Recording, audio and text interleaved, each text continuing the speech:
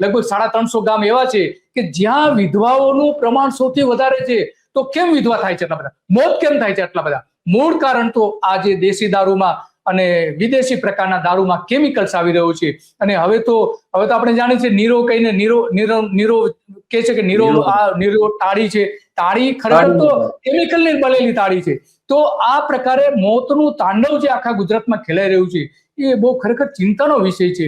અને આ તમે જે વાત કરી, બહુ સારી વાત કરી કે આ માત્ર જે કે લિસ્ટ જાહેર થયું છે એ તો નાના અમથા સ્થાનિક બુટલેગરો છે કે જેની સામે 3 કેસ થયા છે એવા બુટલેગરો.